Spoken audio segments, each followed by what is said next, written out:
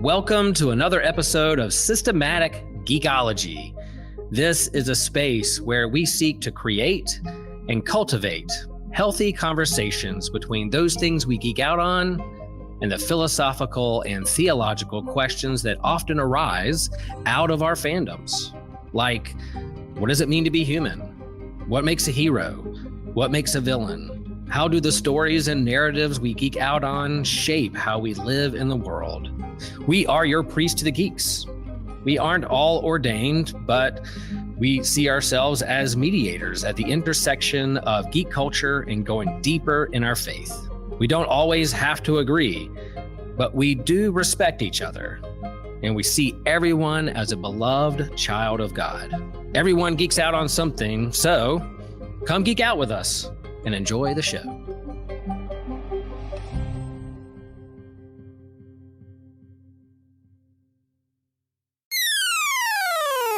This show is a proud member of the On Us All Podcast Network.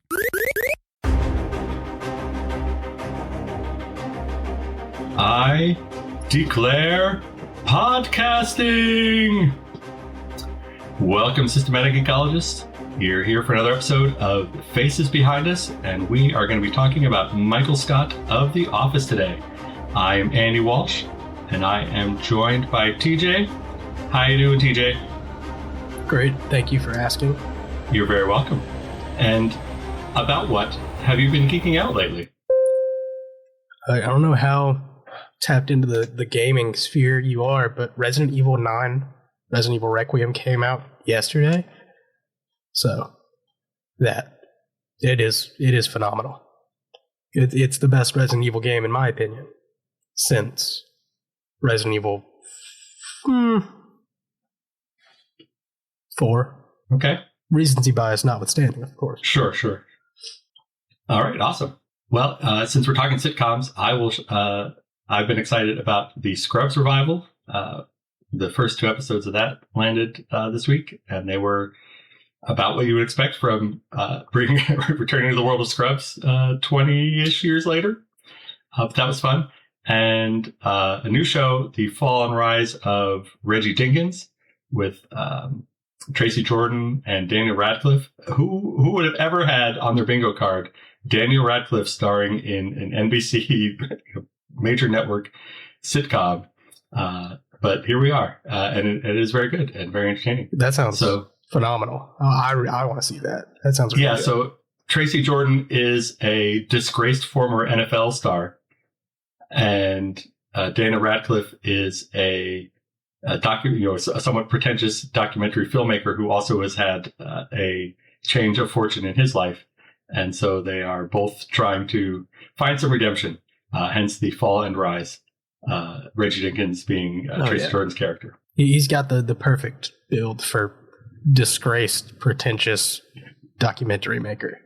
Yes. You kind of just sort of look at him and go, yep, I get what we're doing here. I buy it. That makes perfect sense. Yes, with all respect to Daniel Radcliffe, who seems lovely as an actual person. All right, so that's what we are geeking out on because we are systematic ecologists after all. And if you want to hear more of our systematic geeking, and maybe we'll talk about those shows or that game or other things in the future, please remember to rate and review the show wherever you get your podcasts or wherever you're watching this, so that it gets boosted in the algorithm so that you can find those future episodes and other people can find them as well. We also want to thank one of our financial supporters, Amber Riley, for her contributions. Thank you so much. And if you would like your own shout out, you can become an official member of Systematic Geekology.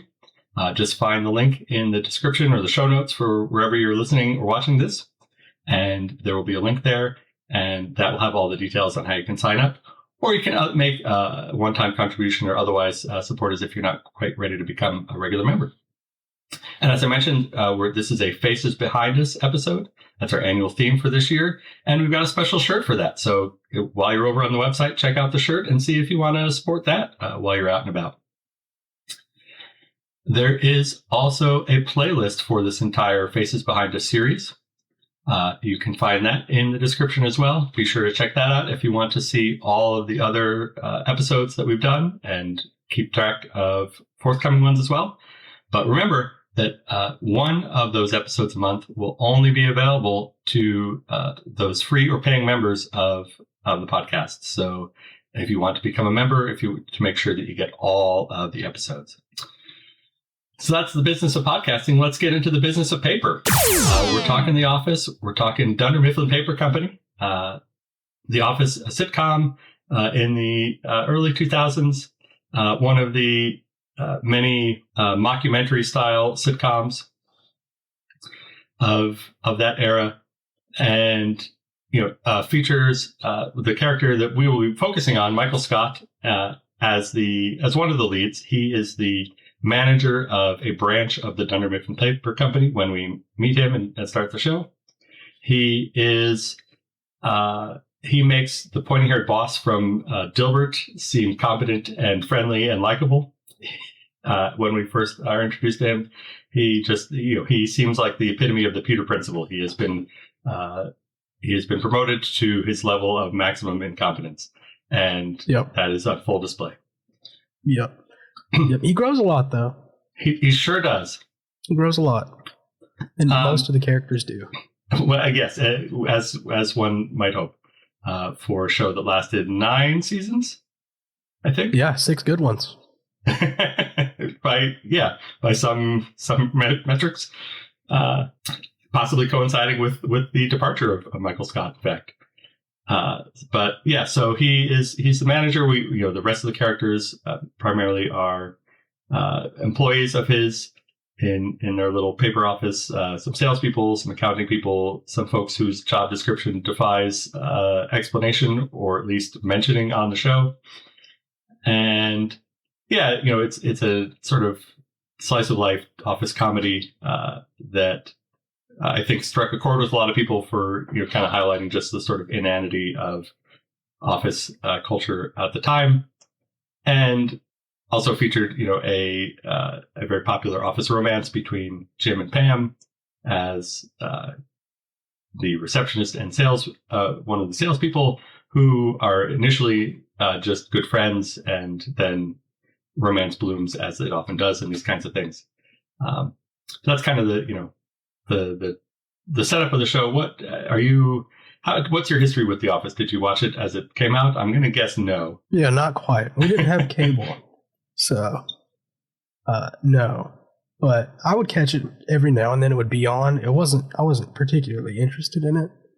Neither of my parents had office jobs, so they weren't really that interested in it. My mom was a lab tech. My dad does floors, just not quite for us. But I was a part of that seemingly massive group of people who really got into the show when it got put on Netflix. Because, I'd never seen it. Well, other than an episode or two here and there. So when it got put on Netflix, I was like, oh, this is my chance. So I watched it once, and then I watched it twice, and a third time, and a fourth time. And then it was just kind of the show that I had on to go to sleep most nights. So at around 2016, 2017, I really got into it. Okay, cool. Yeah, so I was around when it first aired. I remember, the promos and so forth. And, I think my wife and I checked out maybe the second or third episode. We gave a try and just kind of were turned off by the cringiness of the Michael Scott, Steve Carell's character, and the sort of general vibe of the show. That first season, for whatever reason, was only 6 episodes. It was kind of one of those mid-season replacements. Yeah, it was a test. Yeah. And it was a remake of a British sitcom that had been successful in the UK, and that I think had gotten a sort of a cult following in the US as it started to become possible to follow such things across the pond through DVDs and other things. Yeah, and I'm glad you mentioned it, because that little test first season, the first season I wouldn't say is good. No, the characters are great. Diversity Day. I mean, it's funny, but man, you could not put that on TV today. it's the only show that I can think of that had a fairly rough first season, and then, in my opinion, immediately fixed all of those problems. Yeah, so that's what I was trying to get to. Is it had those 6 episodes that were kind of blueprinted by the British sitcom, including the pilot episode is pretty much a direct remake of the same script, and then it goes away for the summer as TV shows did back in the day, and came back, and yes, it had significantly retooled. And so, for word of mouth kind of said, hey, this show is actually pretty good. You should check it out. And so I think we did go back and rewatch those episodes because I think you could go to NBC.com or something like that. And this was, they were still trying to figure out what to do with the web and TV shows. So this was the era of they'd make little shorts for the web and, a fake Dunder Mifflin website and all those kinds of things. So we checked out those episodes and then started watching, the second season, and then we were hooked. And so we were watching, as the episodes aired, pretty much from that point on. And then, the odd rerun and different things now and again. And then during the pandemic, we were looking for some comfort watches. And so we went back and watched through the entire show, start to finish. So, I'd say we've probably seen the whole thing twice through, and then, some episodes more than that over the years. Yeah, and some episodes less. I don't know about you, but I always skip at least one episode on a rewatch. Fair enough. And if you know the show, then you probably know which one I'm talking about. And if you don't, I'm going to make you watch it. And you'll know when you find it. There you go. So and a big part of that change between the first and second seasons is the Michael Scott character. Perhaps least importantly, but very noticeably, Steve Carell, his look changes significantly. Steve Carell in the interim became a movie star and got a glow up, let's say. Yeah, that's the funniest part. Season 2 starts and he has a full head of hair all of a sudden. Yeah. That's always so funny to me. Yeah, and at the risk of seeming shallow, I think it does perhaps even change the perception of the character a little bit, or it certainly, I think, helps with the softening of the character and trying to make him a little bit more relatable. Because I think that was one of the big realizations, is that you just couldn't make a character that unrelentingly unrelatable or unlikable on an American sitcom. You needed everybody to have just a little bit of something that you could connect to. And so season 2 starts the humanizing of Michael Scott. But let's talk a little bit about Michael Scott as he starts. How do we think Michael Scott came to be the character who we meet in that first season? Who are some of the folks that we learn are part of his backstory? Well, as far as in the show, what we know is Ed Truck. We know Ed Truck is very formative for young Michael Scott working at Dunder Mifflin. Outside of the show, it's based almost entirely on Ricky Gervais, just kind of entire personality, which is a little coarse for American audiences, especially at the time. So that is one of the reasons that it doesn't go over so well. I think Ricky Gervais is really funny most of the time, but he definitely has his less redeemable moments. Throughout the show, we learn about a couple of other major influences on young Michael Scott. But I think Ed Truck is the earliest. And then I want to say it's in season 1. He is, I think, the first and last time he mentions Chris Rock. When he copies a Chris Rock bit word for word. Indeed. Word for word. And I mean that. Inadvisably. Yeah, inadvisably. Word for word. And pretty much everyone in his office, and Wayne Gretzky and Todd Packer. So all of those are up there actually pretty early, but most of those come throughout the show. Hey, podcast fam. Want to stay even more connected with the show? We've got you covered. Check us out on Instagram and Blue Sky, where we're posting exclusive content and bonus videos and fun updates that you won't get anywhere else. From sneak previews of upcoming episodes to bonus content, our social accounts are the best way to keep the conversation going. Plus, it's a great spot for you to interact with other listeners and share your thoughts. We love hearing from you. When you follow us, it helps us grow and continue bringing you the content that you love. Whether it's a funny poll, a quick clip from today's episodes, or just random thoughts, you'll feel more plugged into everything we're doing. So go ahead and hit that follow button on Instagram and Blue Sky. It's one more way to be a part of the show and keep the good vibes flowing. Thanks for being a part of the family, and we can't wait to see you there. Yeah. Let's unpack a little bit why you bring this up. So Ricky Gervais played the equivalent character in the British version of The Office, and was one of the co-creators of the show, right? One of the writers, so that's where his influence comes from. Like I said, that his script for that pilot episode is used for that first episode of the American Office. Ed Truck is the previous manager at that branch of Dunder Mifflin, the Scranton, Pennsylvania branch of the Dunder Mifflin office. So he was, he had Michael Scott's job previously and kind of mentored Michael, but also, I think we learned that a significant part of why Michael is the way that is as a reaction against the way that Ed Truck managed the office. He was more of a straight-laced manager, the typical kind of I'm the boss and we're going to keep things professional and so forth. And Michael didn't care for that way of working, and wanted to create an office where he was everybody's friend and and family to some degree, as we see kind of going forward. And he tries. Yeah. Hard. Yeah. Elaborate on that. What does he try? What doesn't he try? Well, that's true. What doesn't he try? But the first several seasons of the show are absolutely filled with Michael coming up with some new way to either ingratiate the office to him or befriend them in some way. It's a lot. It can be a lot. Yeah, try hard is definitely a word that comes to mind. Yeah.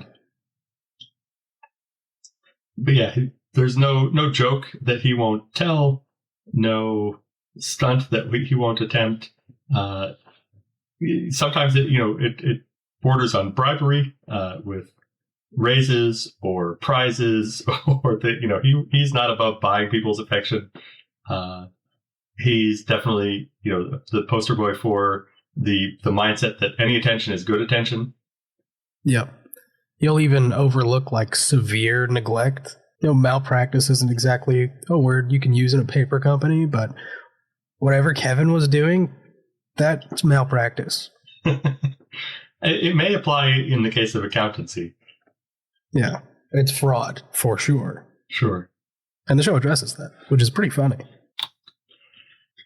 Yeah, and so, and as the show goes on, we kind of see that we see some glimpses into his childhood that suggest that he was pretty lonely as a child. I'm not sure that we learn much about his parents. Maybe I'm forgetting, but I don't think we really learn much about his home life, other than we see he makes an appearance as a child on a local like public television children's program. To me, the obvious connection was Romper Room, starring Miss Molly, was a New Jersey, New York area children's program. But I imagine there were comparable programs in many TV markets around the country in the 70s. I guess would have been the time frame when he would have been that age, maybe early 80s. Yeah, early 80s is when I was watching Romper Room.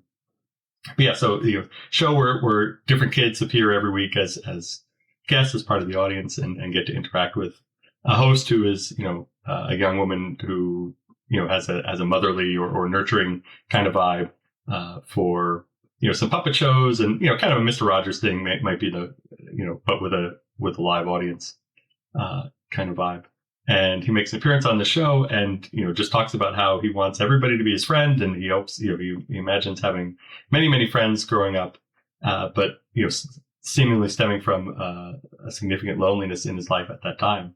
And so I think that's part of the explanation that we're meant to understand, is that he's just desperate for friendship, but doesn't know how to make connections, and so will try anything and everything. His character really is tragic. Like when you just think about who he is and who he wants to be, he really is a tragic character. Like, you just kind of feel bad for him. He just ends up borderline manipulating all of his subordinates into being his friend. Yeah, yeah, and that's I think one of the most awkward things about the show early on, and why it was I think difficult to get into getting out of the gate there, was just that sense of this is completely inappropriate. It's an abuse of power, and for the thinnest of benefits, right? It would seem that he's getting the most meager amount of friendship out of this desperate behavior. And the part that I find that the most difficult to kind of reconcile with that, this kid who wants to be everybody's friend and seems very sweet, or the guy who visits a classroom of students and tells them that he expects to be able to pay their college tuition when they graduate high school. Right? He seems like in those moments he seems somewhat empathetic and a bit too naive and innocent to be the sort of again misogynistic, racist. No joke there's no line to cross for his jokes. All he will find every line and transgress it. And it's hard to reconcile those two things. What are your thoughts about how, besides just they had to reconcile the different inconsistencies in the writing, but in the universe of the show, how do you understand all those aspects of Michael Scott? Yeah, well, I think they justify it because even in the beginning, it's implied that he is a good salesman. As it goes on, he gets to showcase a few times that he really is just a crack job salesman. Like, he is one of the best at sales, and he just can't sell himself, which sucks. But it does play it very earnest. He is super desperate. He wants to be like everyone else. He wants everyone else to like him. It just kind of really sucks to watch from a sympathetic point of view, at least. But he does prove that he at least somewhat earned his position as a manager, through sales excellence. And then somewhere along the way, he realized that he could abuse his station to have friends. Yeah. I wonder also, so one of the characters you showed there was Todd Packer, right? Who is also, if anything, an even less scrupulous teller of jokes and pranks and so forth. Yeah, I don't think we can say anything that Todd said on the show. Yeah, no, we will not. We will not be repeating any of his lines. But just a difficult person to find redeeming qualities to, as portrayed. And I wonder, in trying to kind of meld all these different ingredients of Michael Scott, I was wondering, how much is Todd Packer's influence there? They were working together. They were salespeople together, and perhaps given their personalities, were they both kind of outsiders? Michael Scott, because he just seemed awkward and lacking confidence and just so desperate for friendship that would turn people off, and Todd Packer just being this reprehensible character.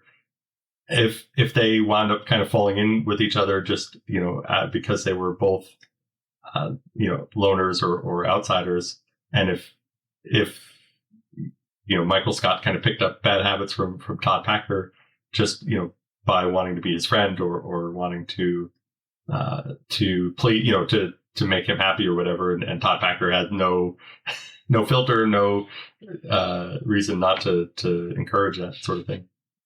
Yeah, and Todd is the kind of guy who absolutely would have had no problem taking full advantage of Michael Scott. Just the desperate young guy who needs friends. They were like sales partners, so Todd had all the time in the world to just shape him. I don't think he would have had any problem being like, yeah, I'll let this kid follow me around and worship me while I be a generally reprehensible person. Right. Yeah, But I do think a lot of that he gets off of. He gets off the Todd Packer mentality eventually. Just takes a long time. It does. Do you think there are specific people that maybe help him in that direction? I do. It's Jim and Dwight. Probably the best influences for Michael Scott. And it's weird. A lot of these episodes, the faces behind us, it's not a character that we see this much actual growth in. Mm-hmm. It's like, in my opinion, it is the biggest strength of The Office is how much the characters change. Because not only in the show do they change a ridiculous amount, but also in real life, almost every actor on the show got absurdly popular, especially Steve Carell, because of the 40-Year-Old Virgin, and then whatever else. I don't remember what else he did. Something.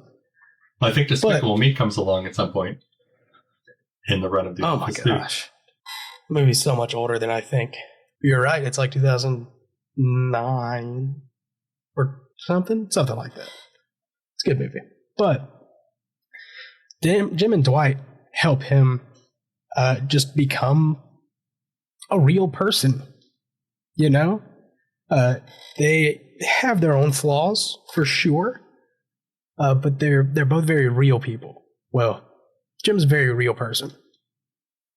I don't think most people know someone like Dwight. I'm not saying he doesn't exist. I just think most people don't know someone like Dwight. But you can see it as, they spend more time and with Michael Scott, that they go closely together. Michael grows more like each of them. And that kind of plays off of how good he is at sales, because neither of them really ever take him seriously until they get to see him run a sale. I'm like, oh, he's incredible. And of course, over time, they just kind of become endeared to this generally pathetic man who just really needs a friend. So I think they help him a lot. Yeah, I think it's interesting. I think Dwight's maybe a little bit more complicated because Dwight is himself desperate for advancement in the company, and so he's one of those people that sees, well, I need to curry the favor of the person above me to be promoted and to be advanced, and so in that regard, maybe he enables some of Michael Scott's worst impulses at times because he doesn't want to contradict the boss or anything like that. But yeah, at the same time, I think you're right that there are some positive influences there as well, and I think they both need some leadership, they need some management, they need to be managed, and he is their manager, and yet he doesn't seem to know the first thing about how to do that, and his whole management style seems to be defined largely by, well, I'm just going to do something. I don't want to do what Ed Truck did. And the fact that they need some structure, some management, and so forth at different times, I think maybe puts him in a position where he has to figure out, I need something a little bit more substantive than just, I don't want to be like Ed Truck, or I just want to be everybody's friend. I need to actually figure out how to be a boss. Mm-hmm. He gets a lot out of like Dwight becoming a much more well-adjusted and normal person. I think seeing that slowly happen allows Michael to do the same. Right. Because they have a fun little triangle. Jim and Dwight kind of hate each other, and Jim kind of hates Michael. Michael absolutely idolizes Jim and kind of hates Dwight. Dwight's pretty much the only person who he doesn't want to be his friend. Which is interesting. because he's so desperate. He just doesn't want that friend because he can tell most people don't like Dwight. And Jim is just a cool, hot guy. Yeah. There's also the element of, we maybe come to appreciate some of Michael Scott's quirks as Jim and Dwight come to appreciate them. There's the episode where Jim has to manage for a day and realize that he finds himself falling into some of the same patterns that Michael Scott does in terms of trying to coax people into doing different things with different carrots, so to speak. And yeah, just, and you can see him realizing, oh, maybe there is a reason why Michael does things the way that he does sometimes. And maybe there is some benefit to it, or there is a value to doing things the way that he does them. And that allows us to maybe see that there was something worthwhile there. Or, it's a clever retcon of actually there was a reason why he did these things when really it was just nonsense at the time. Yeah, it's good writing, if you ask me. Sure. Right, you got to work with the constraints that you've set up and figure out how to. Yeah, I don't think they really expected it to become like the biggest show on television. Yeah, I don't know quite how to get across in today's terms just how big the cultural impact of The Office was. We just don't have network television that everybody watches anymore the way that we did. I don't know that I can say this is the last such show, but certainly it is one of, the Office and Lost were kind of and maybe something like Modern Family. I don't know, there's maybe a couple other examples, but yeah, that's sort of some of the last hurrahs of the monoculture of network television. Yeah, I think the closest thing to explain to like a younger person listening to this is it was like Stranger Things. Everyone talked about The Office. Everyone had seen The Office. It was just constant for years. I feel like The Office kind of dominated pop culture until like I started watching it. Until like 2016, 17. It was just everywhere. Yeah. And then it got that boost as sort of being one of the first big streaming killer apps. Not the first one necessarily, but it was definitely one of those properties that everybody's just kind of waiting where is it going to wind up on streaming to check it out again or check it out for the first time. Just say like, that's where I'm at. But I was like, I started I started college in 2017. It was my freshman year. Okay. And I feel like half of my class had Dunder Mifflin stickers on their laptops. Wow. It was crazy. Yeah, that is remarkable, for a group of people that had no experience working in offices or very minimal experience working in offices. It's just funny. It's well written. Yeah. Well, it's sharp. It can be very sharp. It can be very silly. Yes. So this is my first Faces Behind Us episode. You've mentioned that you've been on several of these. All of them so far. Yes. Okay. Every one of them. Hello there, listener. This is Evan Garcia, and I just wanted to jump in here to remind you and to let you know of our Facebook groups and our Discord server.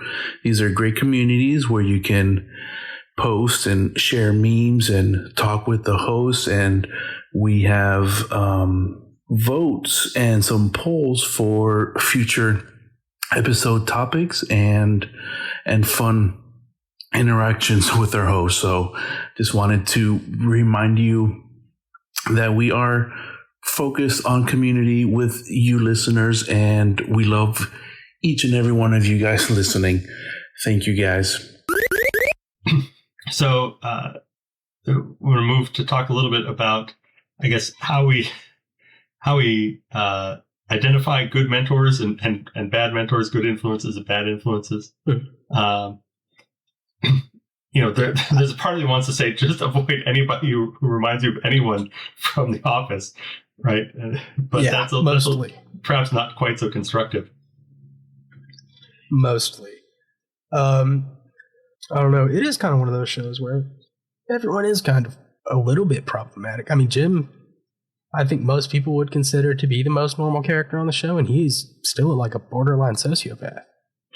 Yeah, the pranks against Dwight come early and often in those first few seasons, and really with I on the rewatch I find myself going, wait, what did Dwight do to deserve this? How did Dwight earn this?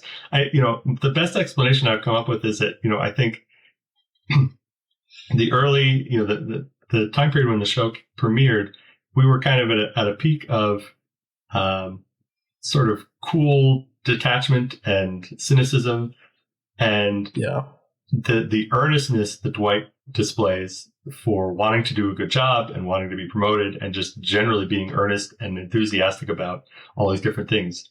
That was about one of the worst crimes that you could commit, right? Everybody wanted to be the cool, detached Jim who didn't care about anything and was, approached everything with a hint of irony or a heavy dose of irony. And so I think we were, I think it just kind of was obvious at the time. Well, Dwight's crime is he cares too much and he needs to be taken down a peg to kind of loosen him up. And I think in more contemporary moments where I think we've swung a little bit more towards actually the earnestness and caring about things and being sincere have their place and have their merits. I think it from that perspective it's harder to approach The Office and understand why Dwight is treated the way that he is and why that isn't anything other than just bullying. Yeah, some of those pranks are like generational though. Some of those pranks are so good. Where he wraps his desk, he turns his desk into just like wrapping paper. Like there's not even cardboard boxes in them. It seems right. Like. He does it right. He makes it look like he has wrapped up the desk in wrapping paper, but in fact, it's a faux desk. It's just a desk shaped it's like hole. Just the paper. It's so funny. No, they are absolutely very clever. So just again, terrible things to actually do to an actual human being. Absurd. He replaces himself with one of his actor friends. That's a level of gaslighting that I don't think any character in anything has ever tried to reach. Yes, and I love that Randall Park still gets mileage out of that. You still see the memes of what this is John Krasinski. What are you talking about? It's pretty funny. Yeah. And then Dwight's like, okay, kiss Pam. And he just does it. Mm-hmm. That's hilarious. Oh yes, solid comedy, terrible humaning. Horrible person. So yeah, generally I would say avoid the people in your life if they remind you of someone from The Office, especially the really problematic ones. Ryan Howard, stay away from that person. Stay really far away from that person.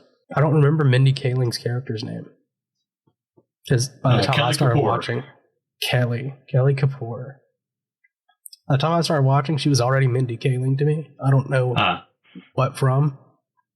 Not the Mindy Kaling show? Maybe it was the Mindy Project. Maybe it was. But anyway, most of the people in The Office suck. Stanley's a good role model. Show up to work, do your job, sleep a little. Yeah. You deserve to take a nap at work every once in a while. Sure. Oscar also seems like a pretty good, he's serious about his accounting. He takes his work seriously. Yeah. He probably has the hardest job in The Office. Yes. Working next to Kevin, who made up a number to balance his books. Got to be the hardest thing you can do as an accountant. Yes. And still maintains, is still sociable enough that he isn't the pariah that Dwight is. So, yeah, maybe be Oscar. If you feel like you have to be somebody from The Office, aim for the Oscar Stanley coordinates. Yeah, there's a coincision there. Mm-hmm. Maybe a good mix of those two. But as far as people who actually inspire Michael Scott, I think the only one that I could earnestly say that you should try to emulate is Wayne Gretzky, of course. My favorite Michael Scott quote is that you miss 100% of the shots that you don't take. Wayne Gretzky, Michael Scott. That's pretty much all they say about him in the show, but I really wanted to make this collage I'm not going to go super in depth on how dominant Wayne Gretzky was for his entire career, but I could. Yeah, he was a phenomenal talent in his sport. It boggles my mind every time I think about the fact that he would be the leading point scorer in hockey just based on his assists. Yep. And yet he was also the leading goal scorer for many years, right up until Ovechkin. Until last year. Yeah. Ridiculous. Yes. Absolutely ridiculous. Yes.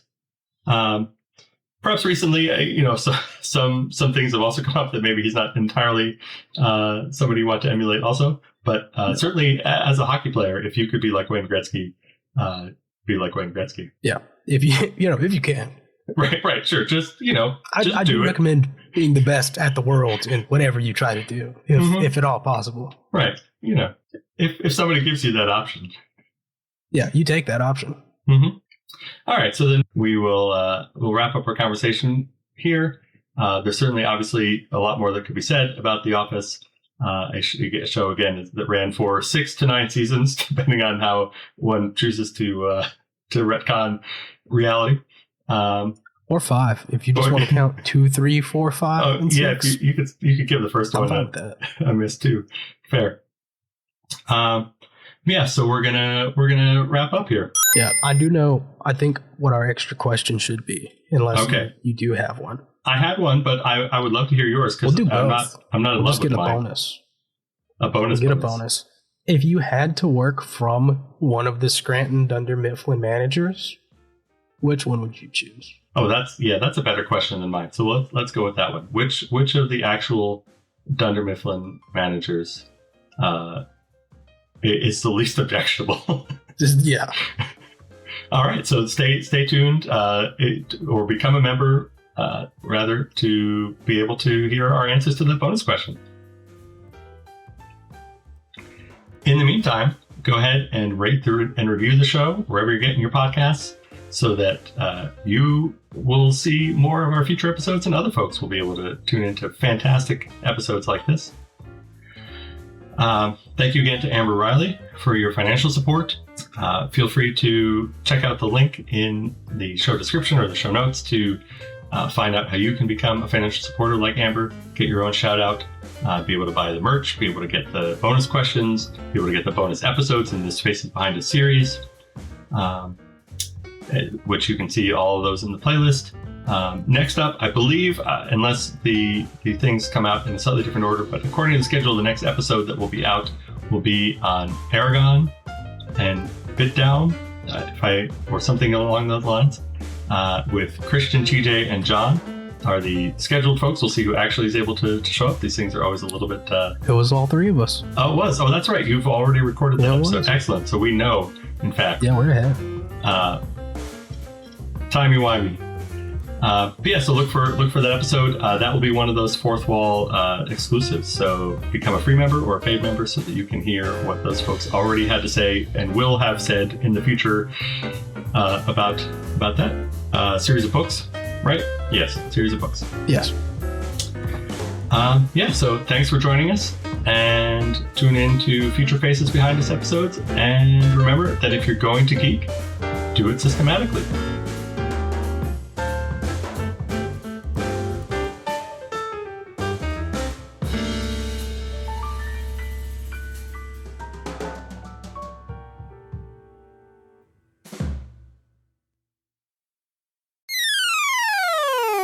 Hey guys, Christian here. Have you ever wondered how you can support systematic ecology? Well, we've made it a lot easier for you by going to Fourth Wall. Instead of what we've done in the past, Fourth Wall makes everything very easy for everyone involved.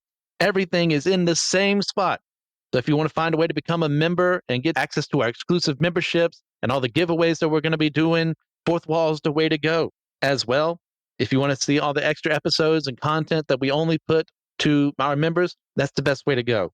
Feel free to rate and review us there. You can also leave a donation or tip if that's something you're interested in.